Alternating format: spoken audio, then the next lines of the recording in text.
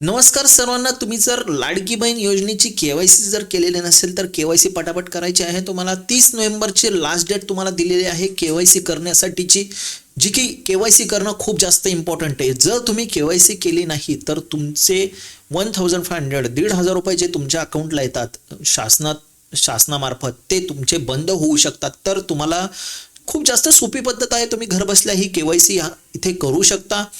फक्त तुम्हाला व्यवस्थित इथे अपडेट करायचं आहे. शासनाचे इथे वेबसाईट असेल. जर तुम्हाला काही पण प्रॉब्लेम असेल, वेबसाईट जर पाहिजे असेल, लिंक जर पाहिजे असेल, तर तुम्हाला खाली व्हॉट्सअप नंबर दिलेला आहे. त्या व्हॉट्सअप नंबरवर कॉन्टॅक्ट करा. माझ्याशी कॉन्टॅक्टवर फोन करू शकता किंवा व्हॉट्सअप करा. त्या नंबरला तुम्हाला लिंक मी देईल. ठीक आहे. तर लिंक ओपन केल्याच्या नंतर तुम्हाला इथे सगळ्यात जास्त इम्पॉर्टंट पर तुम्हाला फ्लॅश होताना दिसेल की केवायसी करण्यासाठी इथे क्लिक करा. राईट, पाहू शकता इथे. ठीक आहे, यावर तुम्हाला क्लिक करायचं आहे सिम्पली. त्यानंतर तुमचा लाभार्थी आधार कार्ड नंबर इथे टाकायचा आहे. ठीक आहे, तर आधार कार्ड नंबर इथे आपण टाकूया पटापट. आधार कार्ड नंबर टाकल्याच्या नंतर तुम्हाला इथे कॅप्चा कोड इथे टाकायचा आहे, जो की इम्पॉर्टंट आहे. ठीक आहे, त्यानंतर तुम्हाला इथे फ्रेश करायचा, इथे खाली तुम्हाला यायचं आहे. खाली जे दिलेलं आहे त्यावर तुम्हाला की तुम्हीच हे आधार कार्ड नंबर टाकत आहेत का त्याची इथे खात्री होत आहे.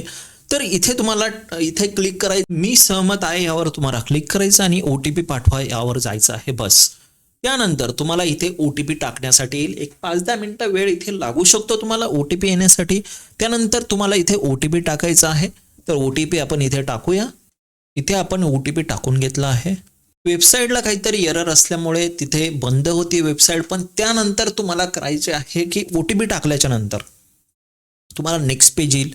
त्यामध्ये तुम्हाला तुमच्या वडिलांचं किंवा पतीचा आधार कार्ड नंबर तुम्हाला टाकायचा आहे. इतर कोणत्याही व्यक्तीचा टाकायचा नाही. तुमच्या वडिलांचा किंवा तुमच्या पतीचाच आधार कार्ड नंबर तिथे टाकायचा आहे.